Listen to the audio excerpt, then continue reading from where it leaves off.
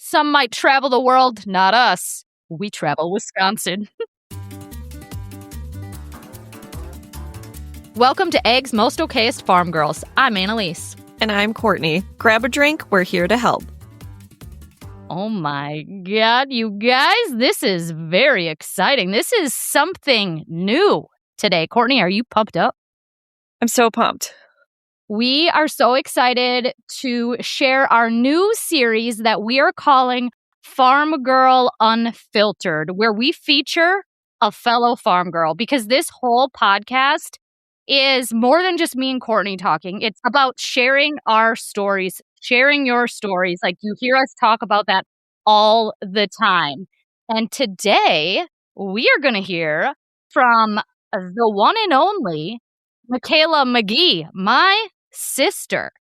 That's right. She's a dairy farmer, a mother to 3 busy boys, and one of the toughest women I know. She, like I said, happens to be my sister and my bestie, but whether she's caring for cows, raising a family, or tackling whatever challenge comes her way, she does it with determination, heart, and a shit ton of caffeine. Like, honestly, Mikayla, I'm a little worried about your caffeine intake. Should we just start there? What an intro. Thank you. I mean, you've got a lot going on. You are a dairy farmer, mother of 3 boys under the age of 4. How are you? Well, like I was just saying, I feel like tired is just part of my identity now. And I drink a lot of caffeine and we're just chugging along. It's the best we can do. How much caffeine are we talking about? Well, I kind of do intermittent fasting. So I tried really hard to start with water, but I can't do it. I have to start with coffee. So like a Yeti and a half. And then I have my energy like powder drink after that. Which, hold on. I need people to understand this energy powder because I used to take it too. It's called Believe, and it has, what do they call that caffeine? Nootropics? Nootropics? Yeah. Have you ever had that stuff, Courtney? Holy shit, it is like crack cocaine. That's next. I used to take it and I could only do a half a scoop without I would get all jittery and weird. Mikayla's doing 2 scoops. No, like a scoop and a half. Plus a huge thing of coffee. It's a lot of caffeine. And then I have my afternoon espresso. Oh, and occasionally a nice coffee, depending on the temperature. But I don't drink any pop. It's very healthy. It's like healthy-ish caffeine. I could be worse. I could be living on Mountain Dew over here. No Monster for me. It's not like you're chugging Monsters. No. Which, like, that used to be my go-to in high school. A Mountain Dew and Tostitos was like what I lived on. Oh, I can't. What is that shot that has like the energy drink in it? For Loco? No, like, is it a Chuck Norris? Does that have an energy drink in it? I think it does. Oh, I don't. Just the taste of them literally makes me want to gag. Oh, I was like, those are good. Oh, I don't want one right now. Oh, God. Okay. Well, let's talk about sisterhood for a second because, well, me and Courtney love to talk about our sisters, and now we have one here in the flesh. So, Mikayla, like, what is it like having the coolest sister ever? Do you just want to talk about that for the next hour? Happy to hear. We're going to need so much time. Yeah, I mean, the entire family has agreed to let you think that. And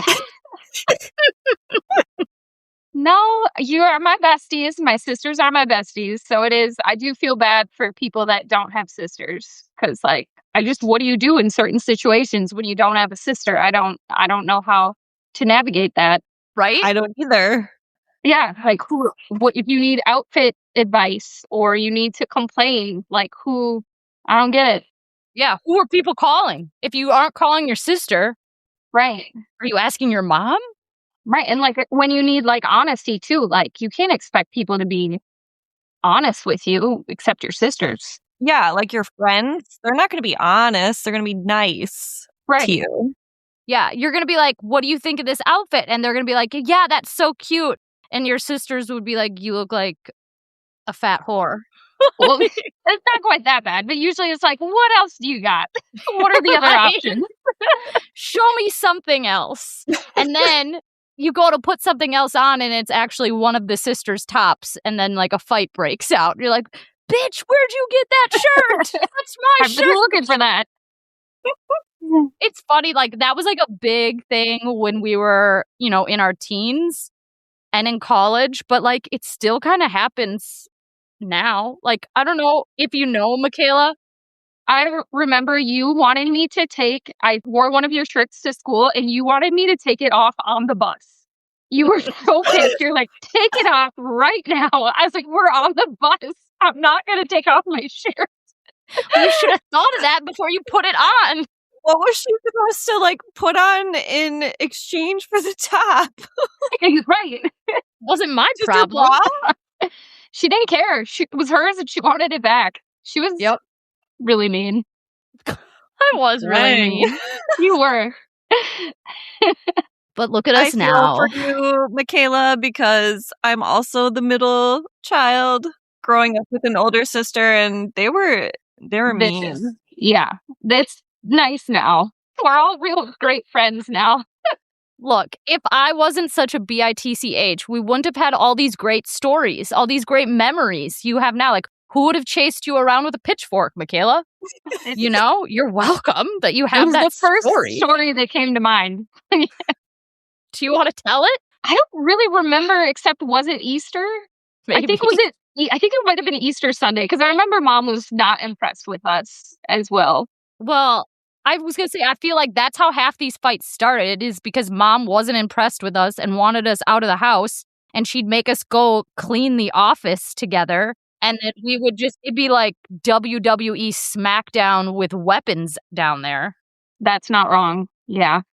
Because what else are you going to do? Yeah. Actually clean? No. No. Right. Don't be silly. Courtney, what's the craziest thing your sister ever did to you? I don't know. She always like jacked my shit. She would always just take everything. A lot of times we'd get like the same thing as gifts, but like in different colors. And she would always be like, that's mine. And she would always take mine.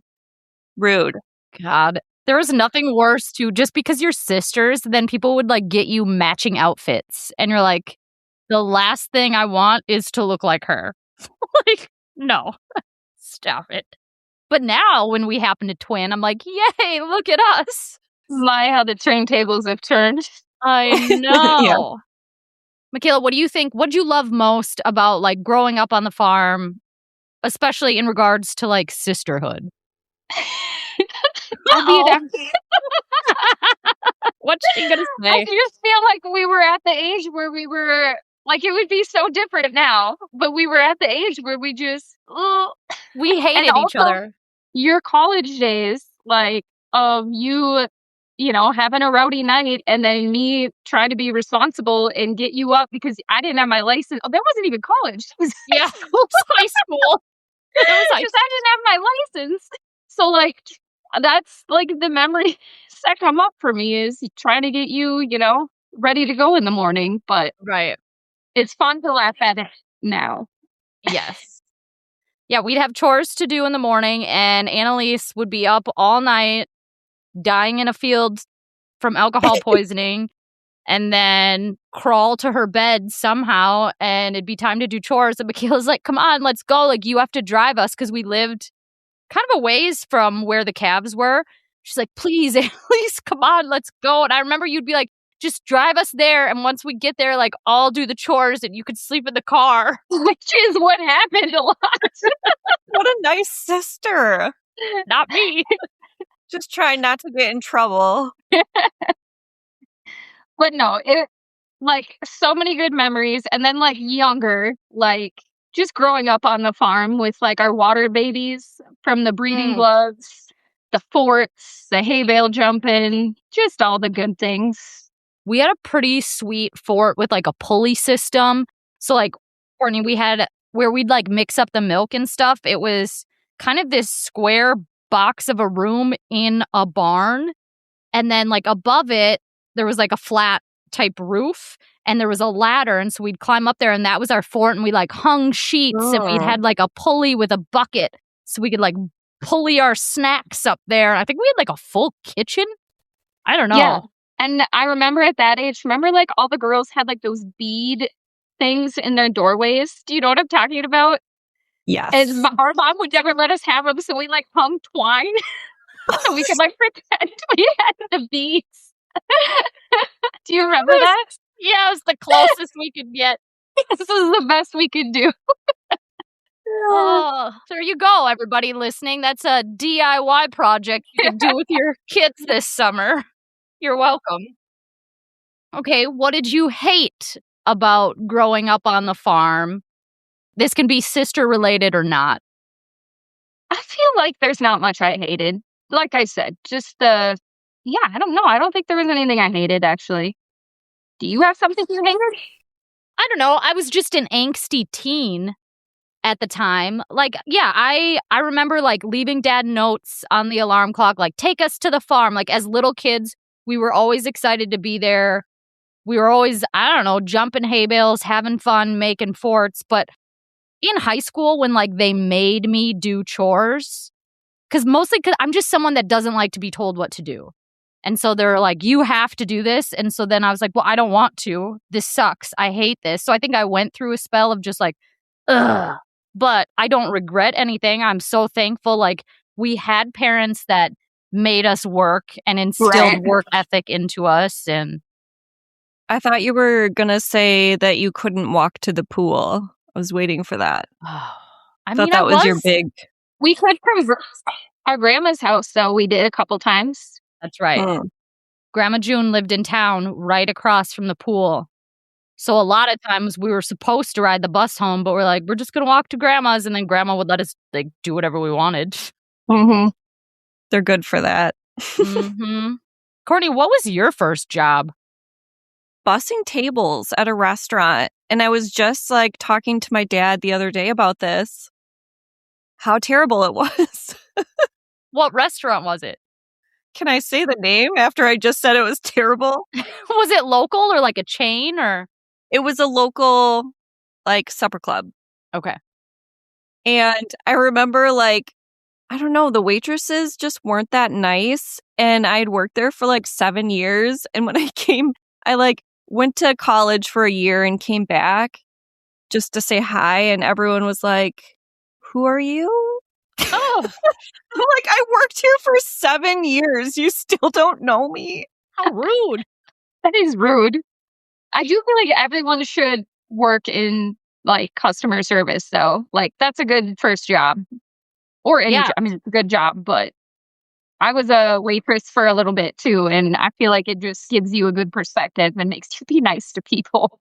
Yeah. Yeah. Let's talk about that for a minute, because I feel like you both probably have stories. Like, tell me the worst person you've dealt with. Like, I just can't imagine. I could never be a waitress dealing with just shitty people. Oh, it did suck at times. Like, there was like a majority of everyone was really nice, but then you get some people. Like, there was this big party that came in one time, and they like brought some of their own food, and I'm like, you can't really do that here. And this was when I was like, I don't know, maybe 21, 22. And then they like started arguing with me about like the bill. So they wanted, the restaurant I worked at, they had like all these different kinds of dipping sauces. And for like a little cup, it was like 50 cents. And they're like, well, at Buffalo Wild Wings, you can get samples of all the sauces. And like, you can't just be like, then go to Buffalo Wild Wings. Like, right? Yeah. So like, that was pretty bad. And then one guy tipped me a Bible once. Oh! That was not good. I would have ran after him and threw it at him. Like, it was like a mini, one of those like mini pocket Bibles. Yeah. And it's had like a pamphlet that said, you can still be saved. So it was like this service must have been subpar. Did he also pay you in Monopoly money? Like, what the hell? It was weird. It was weird. Yeah. Courtney, you got any doozies of a story? People were just kind of rude. Like, grown adults would just make an absolute mess and just like throw stuff on the, like, I don't know. They're just gross.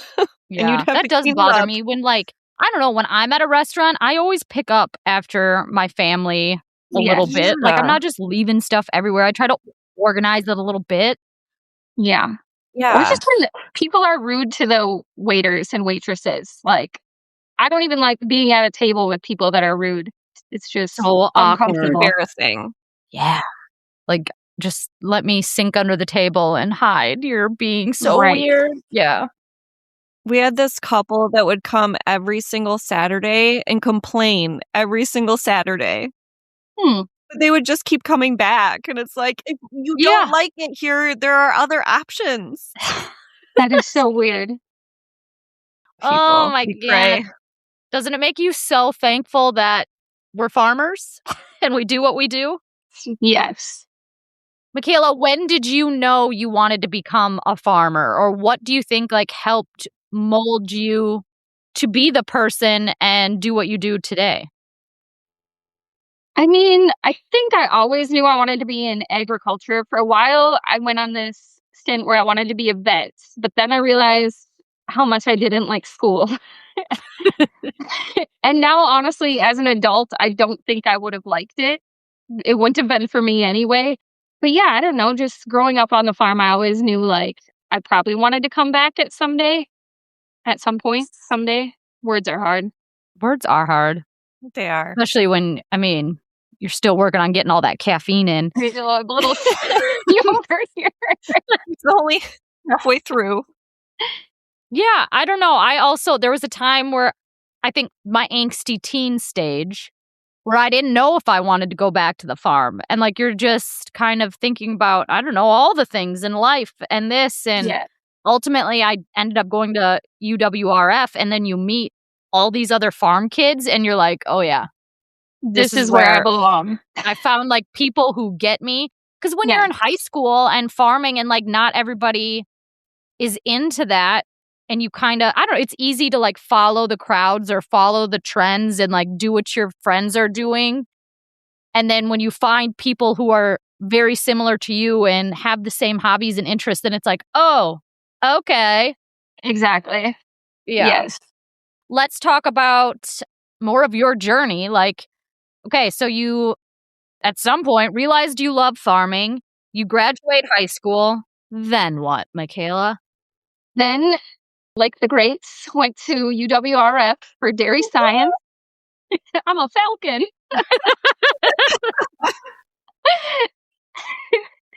And after that, I did worked through college, worked at some different farms, did an internship after college. Tell everybody about the goat at your internship. Oh my God. Goats are like, I went through this phase where I almost had like a petting zoo at my house. I was just like acquiring these different animals. Nice. But goats is one thing I will not. They're evil spirits. They're demons. They are. They're all I don't demons. even remember all the stories. Just this one, it was a neighbor's goat. It wasn't even like the farm I was working for. It wasn't even their goat. And he would just like come along. He'd like get in the Kubota that I was like feeding with. And like I would hit him over the head with a bucket. And like he just wouldn't leave me alone. He'd eat all the grain. Didn't he like sneak up on you once when you were feeding? All the time. He just like come out of the tall grass, like lurking, like I don't know. A real predator. He was. And I'm like, oh, here he is again. Didn't he like sneak out and like hit you in the ass? Like Yes, headbutt you? like headbutted me all constantly. Oh, I thought you meant like humping, like trying to get a hump in or something. No, just Of course violent. your head would go there, Courtney. It happened to me once. Okay, that's why I thought it. And it You was got humped by a goat? by a steer. Oh, It Owie. was terrifying. They're like 600 pounds. he's a big boy. That's a lot. Almost died. Oh, God. Okay. So, goat internships. Back to your journey. Back around here. But yes, I think like you've mentioned, it was our dad's rule. Like if we wanted to come back, he wanted us to go work elsewhere. And we were going through, that was when our family was going through some stuff. Changes. So it wasn't some what? Some changes. Oh, yes, changes. So it felt like a good time to be gone anyway. Mm-hmm. And then eventually there was kind of a spot open, and my dad was like, if you want to come back, now would be a good time. So I did. And I had met my now husband like a couple months before that anyway. And so I was living by Milwaukee. So it felt like a good time all around to come back. And so I've been home ever since. I think it's been like 12 years now. Yeah, now you're like, I feel like I can say this. You're basically running the joint. Our grandpa has officially retired. Our dad is semi-retired. We could argue that our dad is still more retired than our grandpa is. But yeah, you've kind of really taken the reins, which I know has been challenging maybe for you at times, just to like come into that role, coming from like, yeah, growing up on the farm, always being the kid on the farm, and then coming back and now like having this place of authority over. It was really weird. Yeah. Like today is a much better spot than when I first came back. Like, just like you said, it was really awkward when I came back. Because also when we had left, there were a lot of changes with our family changes in the business as well. Like they had created like a board of directors and like that was all new. And just, yeah, like you said, growing up and then coming back. And I didn't come back right into the manager role. Like I kind of grew into it, but it was still really weird. Like I'm like Maurice, who's worked for us for I think 24 years. Like he used to pick me and Annaliese up from dance. Like right. so it's just like to then morph into his boss, is really weird. But it just takes time. Takes a lot of time and confidence and just like building those relationships. But like now we're all in a good place and it's not weird. Yeah. And I think you've done a really good job of coming into that place and not like stepping on anybody's toes and being respectful of everyone and their time and their positions. Like you've really built a good like workplace culture. Do you want to like kind of, I feel like that could be helpful to other people listening because I think you're doing good things there. Well, thank you. I mean, my dad and I, like, we always, our goal is to be like an employer of choice. We want people to come to us. And so just making sure, like, that we do have like a very family oriented, like, family life. Like, everyone has that work life balance. So we built a Rotary 3 years ago now already. And we went from 2 herringbone parlors to the Rotary. And when we did that, like, obviously, I mean, we went from, I don't know, milking in 2 parlors 24 hours to 1 parlor that now just takes 5 hours a shift. So it was a huge change. And in like thinking of the plans, I'm like, okay, this is our opportunity to make the schedule and like the work life what we want. It was almost like a blank canvas. I got thinking about it and like writing schedules on paper. And I'm like, who says we have to start milking at 5 a.m? As long as they're milked 8 hours apart, it doesn't matter what time.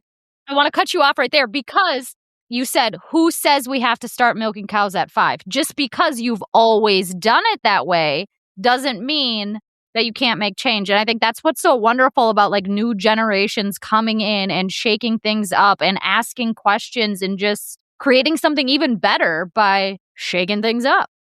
Right. So it was just like the Rotary really gave us the opportunity to like make the schedules.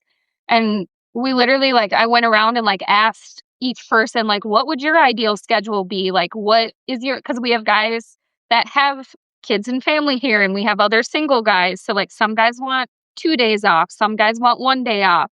And it was just nice to, obviously not everyone got exactly what they want, but like pretty close. We're pretty close. We're really flexible. And the fact that you even asked, like the fact that you even took the time to ask them is huge. Like not a lot of farms do that. Yeah. And I just love the environment now. Like not like trying to brag, but like I don't know a lot of farmers that can be like, it's just like not stressful. Like I come in the morning and like that's the great thing about not starting at 5 is like Maurice and I, we can take our kids to school. So we milk at 8 a.m. So like they go feed calves first at 5. Like there's still work being done at 5, but it's not that like pressure of the time schedule. And we have downtime in our Rotary, which I don't know. Yeah, it's just really relaxed all around. Love it. Good for you. Yeah. Sounds like you've made a lot of great improvements. We try. We're still making them, but I like it. What's been your favorite, I guess, thing about coming back to the home farm and doing what you do now? I mean, I love it. I don't know, knowing like we grew up here and I mean, part of it is like a sense of responsibility to being the fifth generation, like feeling kind of that pressure. But I feel like it's a good pressure, not like stressful. And just like being able to carry that on and like hopefully do a good job. And maybe someday my kids, if they're interested, having the farm there for them too. Mm-hmm. The legacy. It's all about the Yeah. legacy. Hmm. Speaking of them kids, why don't we talk about those boys of yours and your mental health? Tell us about your family, your cute family. My cute family. So I'm gonna have to rewind a little bit. All three of our boys are adopted. When my husband was 23, he had cancer and went through all kinds of treatments, in which left him sterile. So that's why we went the adoption route. And so I knew that when we started dating, that was something we would have to explore. And it is wild, adoption is. And it's like really hard, but obviously very rewarding as well. So, Yeah. I mean, it is all of it together is a story. So let's start with your oldest, his adoption, because that was your introduction to adoption and a hot mess. And I know there could be people out there listening who are maybe exploring adoption. So I think your story could help. So tell it all. yeah, that's what is hard is like just Googling adoption. There's so much information and misinformation and like so many routes you could go. We didn't really have anyone super close. We knew one person from our town that had adopted. So we reached out to them and got hooked up with this, what we thought was an agency. And then it was really just like basically you paid this company a lot of money to advertise yourself, which is in reality, you are selling yourself for a birth mom to pick you. So definitely after our first adoption, now going other routes, I wouldn't have gone that route again, but we didn't know better. We ended up with Miles, so it still obviously worked out how it was supposed to. But his adoption, so I think we were waiting, was it a It year was or at two? least a year. Yeah. At least a year, because I think we started our paperwork in 2019, like the very end of 2019, and Miles was born December 2021. So we had a lot of failed adoptions, which means like where you're matched. It's kind of confusing. So like when you get all your certification done, you're dating, they it's kind of an analogy they use. So you're talking to different birth parents, you're presenting yourself, and then when you're matched, that means it's kind of like engaged. So like the plan is to get married or adopt that child, but it can fall through. So that's where we were. I think we had like 7 failed adoptions, I think. It was a Oh, lot. wow. Oh my Granted, gosh. like I am grateful that we were never to the point where we were holding the baby. Like That'd we be were to the tough. point where we were gonna like fly out a couple times, but luckily never like that would have been so hard if we were I know that is something that happens and I can't imagine like being to that point and then having it. And I mean you have to respect their decision and it's easier to say that when you're on the other side of it, like everything works out how it's supposed to, but like it really did. Yeah. But then typically, once you have the child, in our case from birth, finalization typically takes like 6 to 8 months. His took 2 years. So Wow. crazy. And it was because he was born in New Mexico, and it was his birth mom had mentioned to the attorney that, and this wasn't her fault, and she felt so bad about it, but it like she just didn't know that something about how there may have been some Native American heritage like along in her family line. And that's something that's taken like wildly serious. It's called ICWA laws. I think it's like Indian Child Welfare Act, I believe. Hmm. So it just opened a whole nother can of legal worms that we had to go through. So, like, you guys went through all of that And I remember you being like, ugh, like, we're not ready for another one right now, but we think we should start the paperwork because you had all this drama and how long it took to adopt your first. So Right. you're like, might as well get it started. And then the second one happened pretty quick. Yeah, the second one, so like I said, that process was different. So that was an adoption consultant. So the first one, you would just throw your profile out there and then any birth mom could look at it. The second adoption was we went through a consultant, you make a profile book, and then we got sent like what they call a case. And then we would agree or disagree if we wanted to like have our family in the running or not. So yes, our second adoption, it was the first one that we had applied to and she chose us. So it was like, what? Like we were shocked. Yeah, Mr. Jace came in June. Yep. And he was here. Was he a year when baby number 3 came? A year old? Yep, he was. Yep. He was a year in June, and then Liam, our third, came in October. Which, and that was a surprise. That's a story.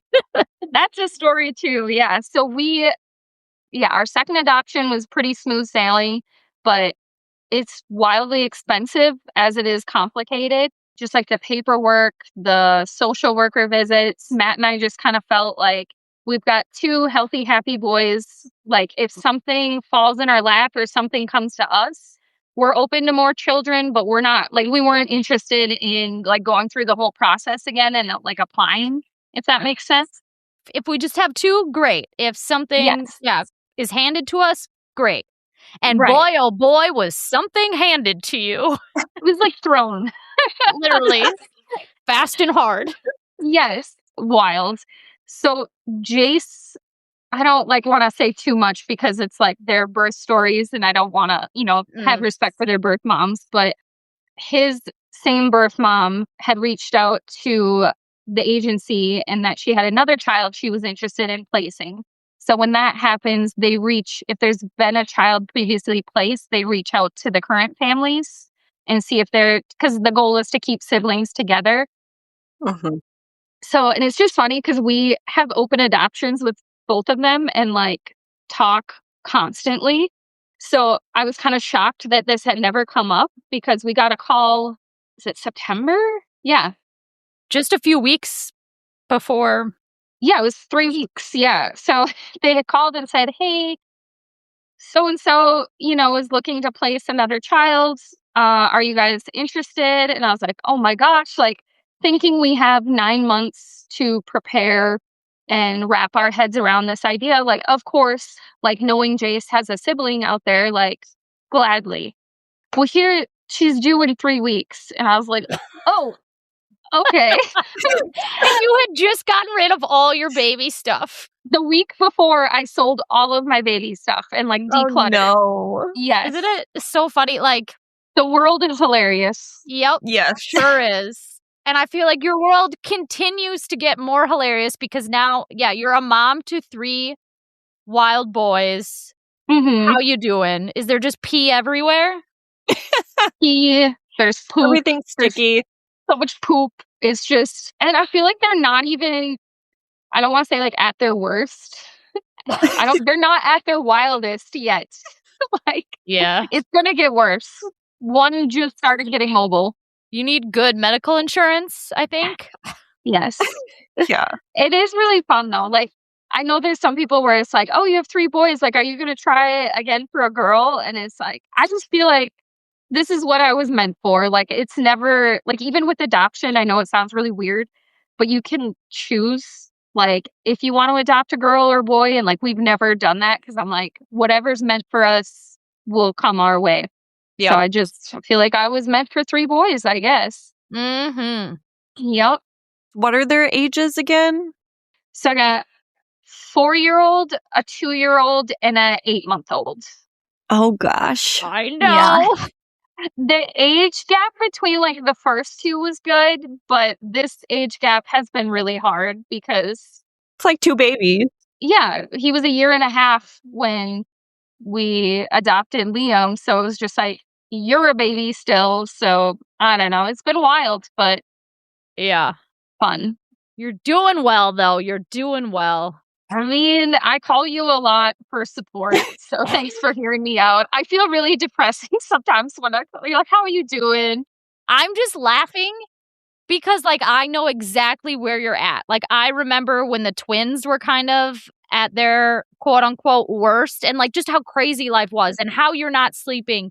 And I remember like because of the stress of raising two babies, the tension that brings and puts on your relationship with your spouse. Like Yes. every time you tell me a story, I'm smiling, not because I'm making fun of you, maybe a little, but like because I know exactly what you're going through. Yes. Now I understand your perspective at those times when you're like, "Just come visit me." Like, I get it, and I feel really bad that I didn't come visit more. Like, please help me, help me. Right. Like, don't leave me alone.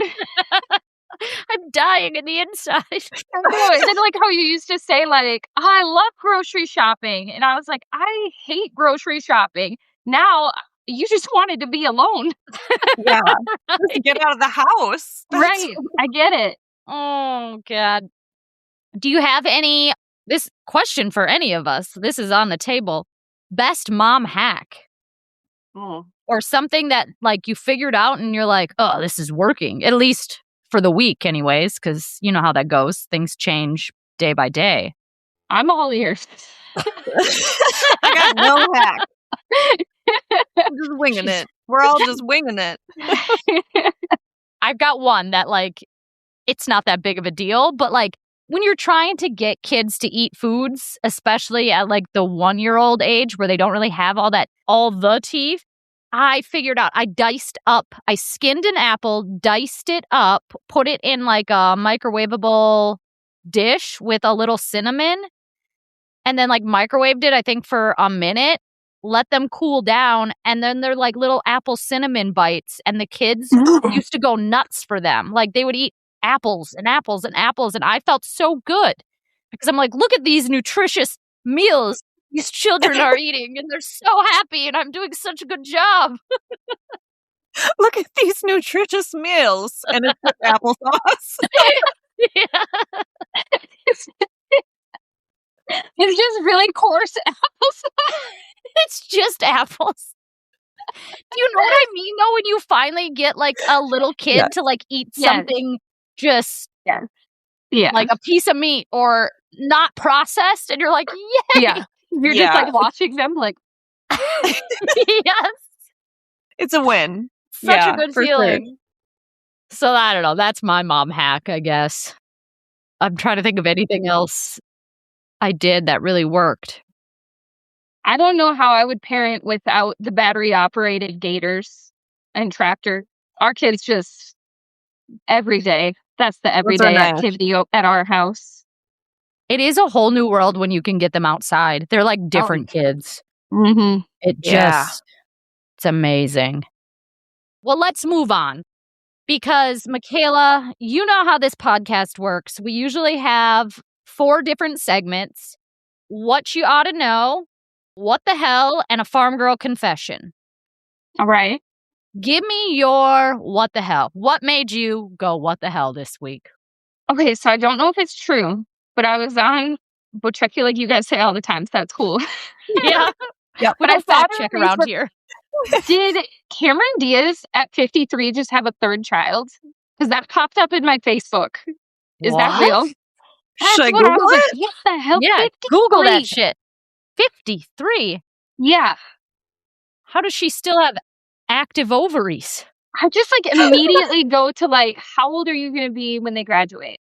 You know what Yeah. I mean? Like, well, I mean, good for you, I guess. But If you want to put that on yourself, but we just got done talking about like how tired we are. Like, I don't want to mean, go back to that. She did in May Yes. of 2026, her 3rd child. Did she carry it? With those old bones? she's not like sturdy either. She's dainty and frail. Bless Guys, her. this is supposed to be a women empowerment podcast, okay? Why are we being so mean to Cam? I mean, I'm not trying to be mean. I just like to carry a child. I feel like that would be a lot for her. Yeah, for anyone. I wouldn't want that for me. No, I'm planning to be in my supper club era at that time. Dude, I was just telling somebody about our plan. Our retirement plan is to, Courtney, you and Aaron can come with us. Like that whole list they have to visit like all the Wisconsin supper clubs. Oh, sure. It's actually a club. It's called the Supper Club Club. Sign me up. Travel the state. Some might travel the world, not us. We travel Wisconsin. I just won't go back to my table bussing restaurant because I'm still mad at them. Mm-hmm. So, are they even on the map? Are they that good? Yeah, if they're not that good, they're not on the map. They're not that great? Probably not on the map. Good. All right, let's move on to what you ought to know. Mikayla, what do you want everyone to know? I don't know. I kind of went down because I was thinking of adoption because I knew we would probably talk about that. So it's kind of serious, and I feel a little bad about it because I don't want to bring the mood down. Ooh, talk about it. Maybe I'll crack a joke. I love a dark joke. I just feel like everyone should know, because sometimes when you tell people oh, we're pursuing adoption, just the judgment. I mean, judgment everywhere, but not towards us, but towards the birth moms. I just don't know how you could ever give up a child. And I just wish everyone knew, hearing it again. I don't want to tell their stories, but one of our child's birth moms went to a birthday party when she was 7 years old, and her mom just never came back. And so just understanding that their worlds, they don't always have family like we do, and they just don't know different, and sometimes they don't have choices, and they honestly think this is feel this is the best thing for their child, and so to judge that just makes me sad. And I think everyone should just know that. Right. Yeah. First and foremost, it's not like these moms that are giving the children up for adoptions haven't thought about this. It's a huge decision. Yes. And anyone who's carried a baby and grown it, that's it's part of you. It's very difficult to give it up. Very serious. So a lot of thought goes into it. Right. Exactly. And one of the birth moms told me one time when she was thinking about the decision, she's like, I am judged if I get an abortion. I'm judged if I keep the child and then I can't take care of it. And she's like, and then I'm judged if I choose adoption. So just wish everyone would be kinder. Right. Yeah. And something else you said too is not knowing what stories they've had or what experiences they've went through with their own parents or families, or we, dare I say it, I don't know, white privilege, or we're we come from really good families. We've never had any trauma, drama for the most part. Yeah, you can't judge someone's choices without knowing their whole story and who they are. Exactly. You said that better than I did.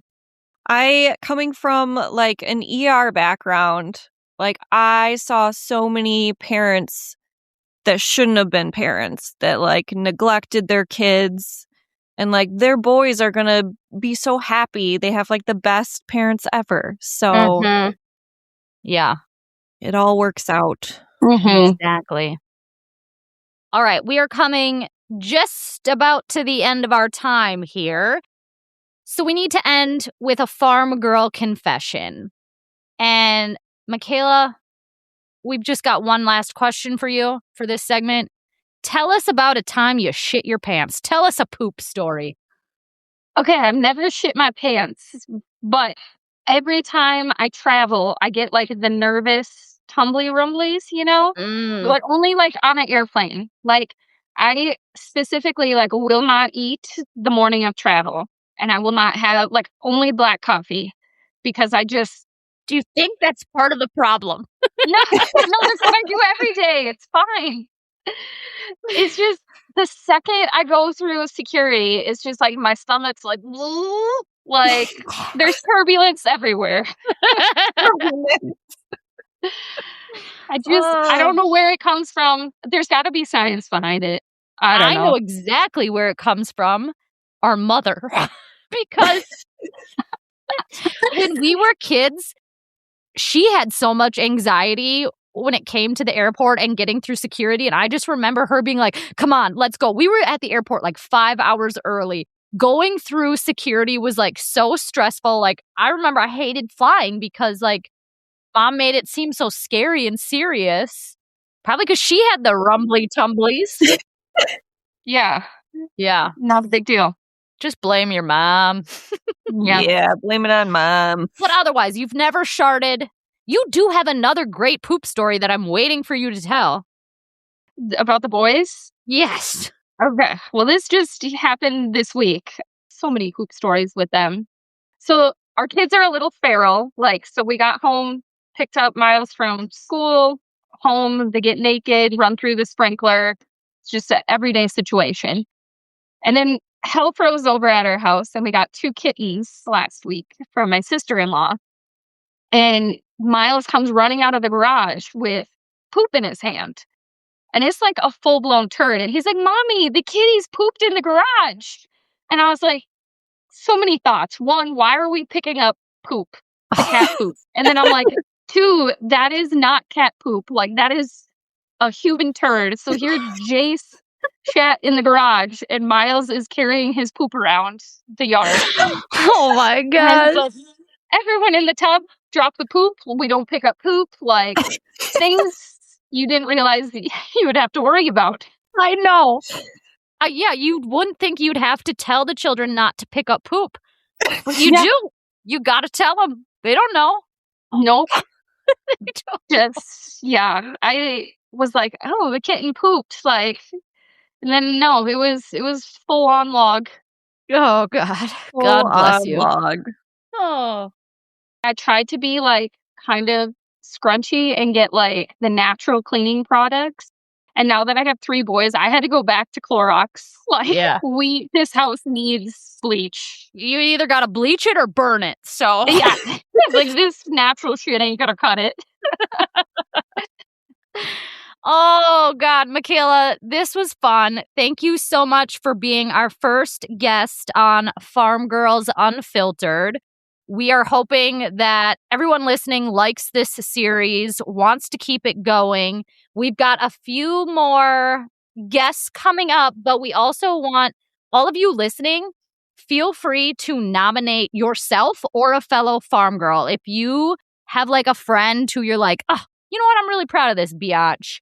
I'm going to nominate her. I think she needs to tell her story on the podcast. Then go to our show notes, fill out the form, and nominate a friend. And you just might hear her on the next episode of Egg's Most Okayest Farm Girls Unfiltered. Dun, dun, dun. Can we put in the Law and Order chime right there? Dun, dun, dun, dun, dun, dun, dun. Matt wanted me to tell you how disappointed he is. Is he jealous? Maybe he'll be the first one to nominate himself. He probably will.